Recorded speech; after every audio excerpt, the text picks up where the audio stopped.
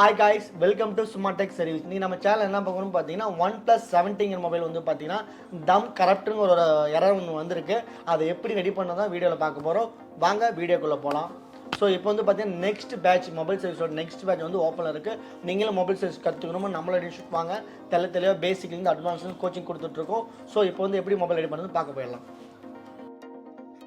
So இப்போ வந்து பார்த்திங்கன்னா நம்ம சரி பண்ணுறதுக்கு முன்னாடி அந்த எரர் என்னென்னு உங்களுக்கு தெளிவாக வந்து ஃபுட்டேஜாக காட்டிடுறேன்.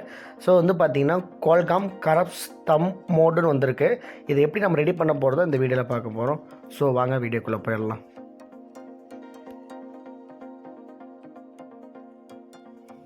ஸோ இப்போ தான் வந்து நம்ம வீடியோ ஃபஸ்ட் டைம் பார்க்குறீங்கன்னா மறக்காமல் நம்ம சேனல் சப்ஸ்கிரைப் பண்ணிடுங்க. கூட இருக்கிற பெல் பட்டனையும் ப்ரெஸ் பண்ணிங்க. அப்போ தான் நாங்கள் போகிற வீடியோ உங்களுக்கு ரீச் ஆகும். ஸோ வழக்கம் போல் எப்பயுமே நம்ம மதர் போர்டில் இருக்கிற அந்த எல்லா கனெக்டருமே வந்து ஓப்பன் பண்ணிக்கிட்டு மதர் போர்டை எடுத்துகிட்டு நம்ம அந்த ஐசி வந்து அந்த ஒர்க்கை கொண்டு போக போகிறோம்.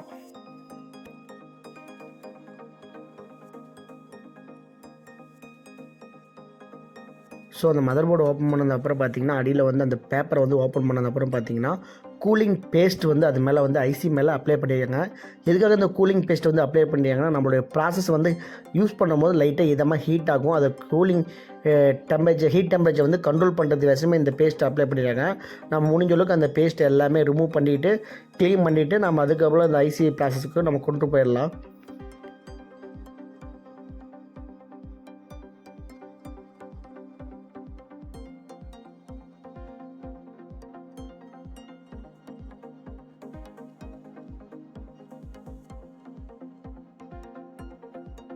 ஸோ இப்போ வந்து பார்த்திங்கன்னா அந்த ப்ரெஸ் வச்சு ஃபுல்லாகவே நீட்டாக நான் க்ளீன் பண்ணிக்கிறேன்.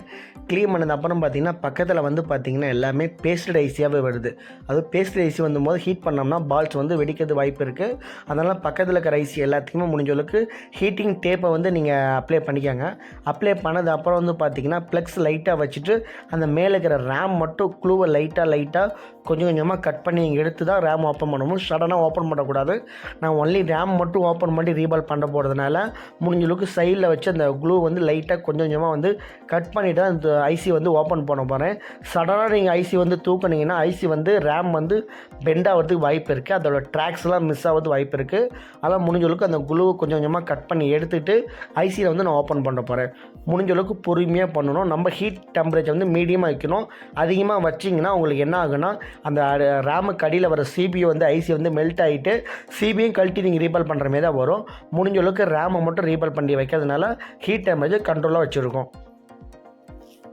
கொஞ்சம் கொஞ்சமாக ப்ளக்ஸும் கொஞ்சம் அப்ளை பண்ணிடுங்க. அப்போ தான் வந்து பார்த்திங்கன்னா உங்களுக்கு ஓப்பன் பண்ணுறது ஈஸியாக இருக்கும். ஸோ இப்போ வந்து பார்த்திங்கன்னா ஆல்ரெடி ஷாப் வச்சுருக்கேன். நான் பேசிக்கான ஒர்க்ஸ் எல்லாமே நான் தெளிவாக பண்ணிட்டு தான் இருக்கேன். கொஞ்சம் அட்வான்ஸ் லெவல் ஐசி வந்து ரிமூவ் பண்ணி ஃபிக்ஸ் பண்ணுறது, சில ஃபால்ட்டு ஃபைன் பண்ணுறது, ஒரு ப்ராப்ளம்லாம் எப்படி ஃபைன் பண்ணுறது, சில விஷயங்களை வந்து எனக்கு கேட்ச் அவுட் பண்ண முடியல. அப்படிங்கும் போது நான் எப்படி கற்றுக்கணும் அப்படின்னு ஐடியா இருந்துச்சுன்னா நம்மளோட இன்ஸ்டியூட்டுக்கு வந்து கான்டெக்ட் பண்ணுங்கள். ஸ்க்ரீனில் தெரியுற இந்த நம்பருக்கு கான்டெக்ட் பண்ணிங்கன்னா உங்களுக்கு என்ன கோச்சிங், அதாவது என்ன லெவல் வேணும்னு வந்து இண்டிவிஜுவலாக நாங்கள் வந்து உங்களுக்கு சொல்லுவோம். அப்போ வந்து பார்த்திங்கன்னா உங்களுக்கு எது தேவைங்கும் போது இண்டிவிஜுவலாக ப்ராக்டிக்கல் கொடுக்கறதுனால உங்களுக்கு எல்லாமே யூஸ்ஃபுல்லாக இருக்கும். ஸோ இப்போ வந்து பார்த்திங்கன்னா அந்த க்ளூ வந்து கொஞ்சம் கொஞ்சமாக ப்ளக்ஸை வந்து அப்ளை பண்ணிட்டு கொஞ்சம் கொஞ்சமாக மெயின்வுட்டாக நான் ஓப்பன் பண்ணிகிட்ருக்கேன்.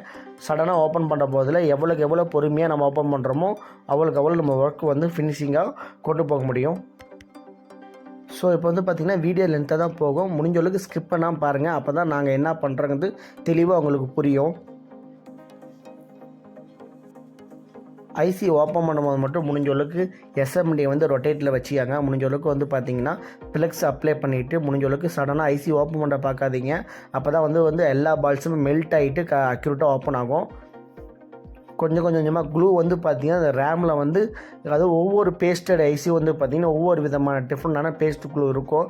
அப்படிங்கிறப்ப சில ஐசி வந்து சடனாக ஓப்பன் ஆகிடும், சில ஐசி வந்து கொஞ்சம் டைட்டாக இருக்கும். உங்களுக்கே தெரியும் இந்த ஐசி வந்து பார்த்திங்கன்னா ஃபுல்லாகவே இந்த ஐசிக்கு ஃபுல்லாகவே குளூ டைட்டாக இருக்கிறதுனால வந்து ஐசி சடனாக ஓப்பன் ஆக மாட்டேங்குது. கொஞ்சமாக நான் சைடில் வந்து அந்த குளூலாம் கட் பண்ணிட்டு முடிஞ்ச அளவுக்கு ஐசியை பொறுமையாக ஓப்பன் பண்ணுறேன்.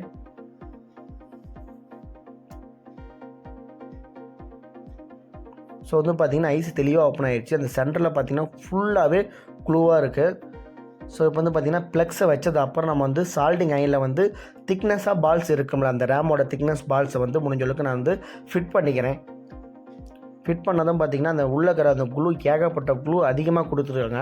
அப்போ வந்து முடிஞ்ச அளவுக்கு அயனில் க்ளீன் பண்ணிட்டு நம்ம குளூ கட் பண்ணுறதுல வந்து ஈஸியாக வந்து எஸ்எம்டி மூலிமா நம்ம குளூ வந்து நல்லா தெளிவாக கட் பண்ணுறோம்.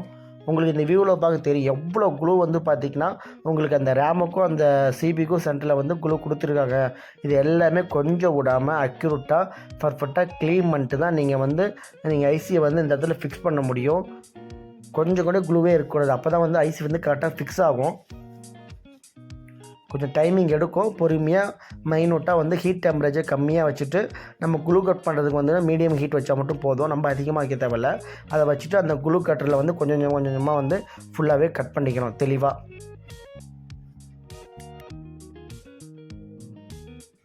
ஸோ நானும் முடிஞ்சளவுக்கு க்ளீன் பண்ணிட்டு இருக்கேன்.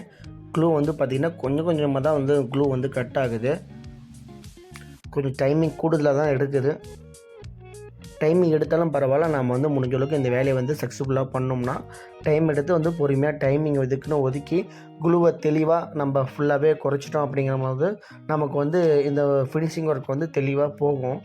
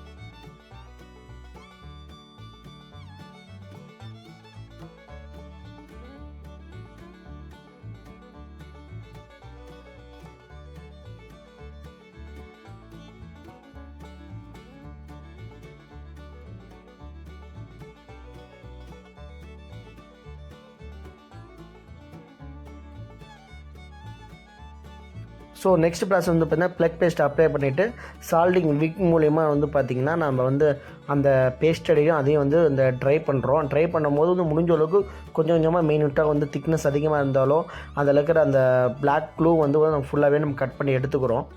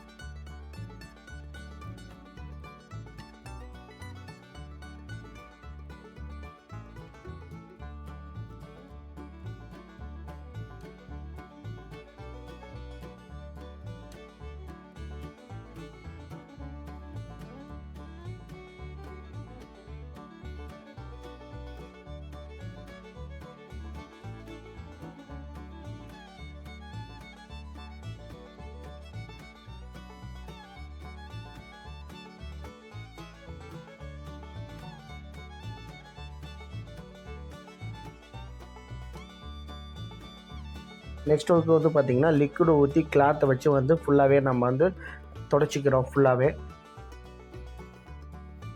முடிஞ்சளவுக்கு பார்த்திங்கன்னா இப்போ வந்து க்ளூலாம் கட் ஆகிட்டு முடிஞ்சளவுக்கு ஃப்ரெஷ்ஷாக இருக்குது. இன்னும் வந்து பார்த்திங்கன்னா கொஞ்சம் அக்யூரேட்டாக பண்ணோம்னா சர்ஜிக்கல் நைஃபை வச்சுட்டு அதாவது எந்தெந்த இடத்துல ஏதோ இடத்துல வந்து க்ளூ வந்து பார்த்திங்கன்னா கொஞ்சம் கொஞ்சமாக இருக்கிறதுலாம் வந்து பார்த்திங்கன்னா கொஞ்சம் லைட்டாக வந்து நான் வந்து ஃபிட் பண்ணி ட்ரை பண்ணிக்கிறேன்.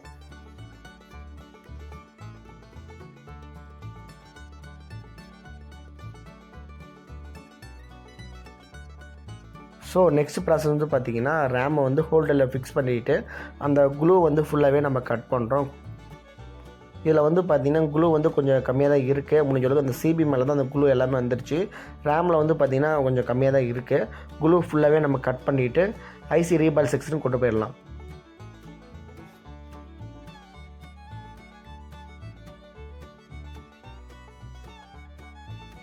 ஸோ முடிஞ்ச அளவுக்கு வந்து பார்த்திங்கன்னா எல்லா க்ளூவுமே கட் பண்ணிவிட்டு அதில் 1-2 பார்த்திங்கன்னா கிரே அவுட்டாக இருந்துச்சுன்னா அதை வந்து நீங்கள் ஃபுல்லாகவே க்ளீன் பண்ணியாங்க. க்ளீன் பண்ணிட்டு ஐசி ரீபால் செக்ஷன் கொண்டு போயிட்டால் நம்மளுக்கு வந்து பார்த்திங்கன்னா நீட்டாக ஐசி வந்து எல்லா பால்ஸுமே கரெக்டாக ரீபால் ஆகும்.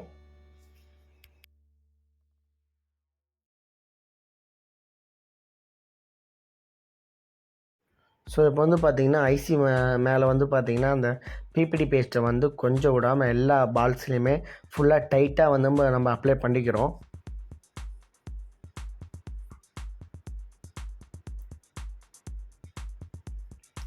அப்ளை பண்ணது அப்புறம் பார்த்திங்கன்னா ஒரு கிளாத் ஒன்று எடுத்துகிட்டு அது மேலே வந்து எக்ஸ்ட்ரா இருக்கிற அந்த பிபிடி எல்லாமே நம்ம ஃபுல்லாகவே தொடச்சிட்டு ரீபால் பண்ண போகிறோம். ரீபால் பண்ணும்போது பாருங்கள் ஒவ்வொரு பால்ஸுமே அழகாக வந்து அந்த இடத்துல ஃபிக்ஸ் ஆகுது. தெளிவாக ஒரே ஈவனண்டாக ஃபிக்ஸ் ஆனால் தான் நம்ம கரெக்டாக வந்து ஐசி உட்கார வைக்க முடியும். ஸோ முடிஞ்ச அளவுக்கு பர்ஃபெக்டாக பண்ணிக்கோங்க.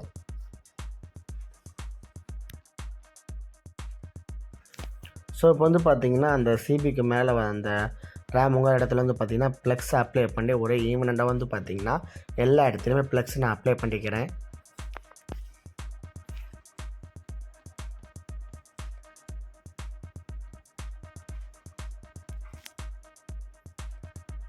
முடிஞ்ச அளவுக்கு வந்து ப்ளக்ஸ் கம்மியாக வச்சா ரொம்ப அதிகமாக போடாதீங்க. ஸோ இதுக்கு மேலே வந்து பார்த்திங்கன்னா அந்த ரேமை ரீபால் பண்ணது கொண்டு வந்து வைக்கிறோம்.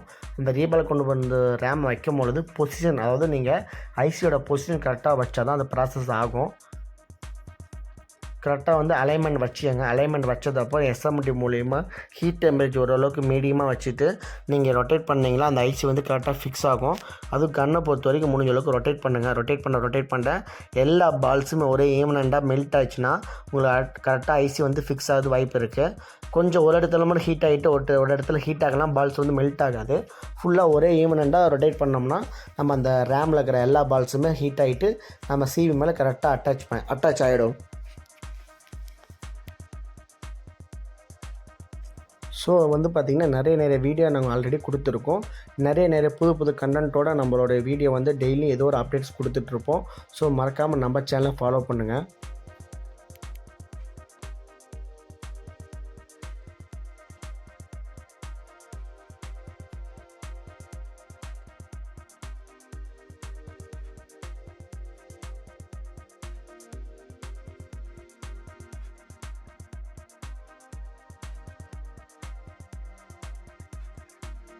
ஸோ வந்து பார்த்திங்கன்னா ஒர்க்கெலாம் ஃபினிஷிங் ஆகிடுச்சு. நான் அதுக்கு மேலே வந்து பார்த்திங்கன்னா அந்த ரேமுக்கு மேலே கூலிங் டேப்பை வந்து அப்ளை பண்ணுறேன். கூலிங் டேப்பை அப்ளை பண்ணதுக்கப்புறம் நம்ம மொபைல் ஆன் பண்ணி பார்க்கலாம். ஸோ வந்து பார்த்திங்கன்னா அந்த மொபைலில் வந்து மதர் போர்டை வந்து ஃபுல்லாகவே கனெக்ட் பண்ணிக்கிறோம். கனெக்டு டிஸ்பிளே பேட்ரி எல்லாமே டிடெக்ட் பண்ணிக்கிட்டு நம்ம ஆன் பண்ணலாம்.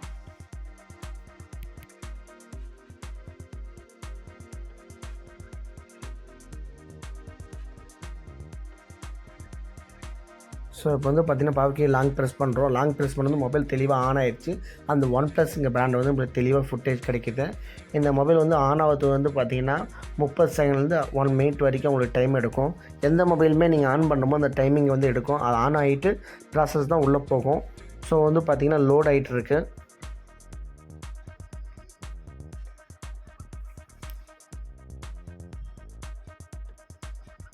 ஸோ இப்போ வந்து பார்த்திங்கன்னா கொஞ்சமாக லோட் ஆகிட்டு உள்ளே போயிடுச்சு. டச் பேட் மட்டும் ஒரு டைம் ஒர்க் ஆகுது வெரிஃபை பண்ணிக்கணும். ஸோ பர்ஃபெக்டாக ஒர்க் ஆகுது. இதேமாதிரி கண்டென்ட் நெக்ஸ்ட் வீடியோவில் உங்களை சந்திக்கிறேன். தேங்க்யூ ஃபார் வாட்சிங் வீடியோ.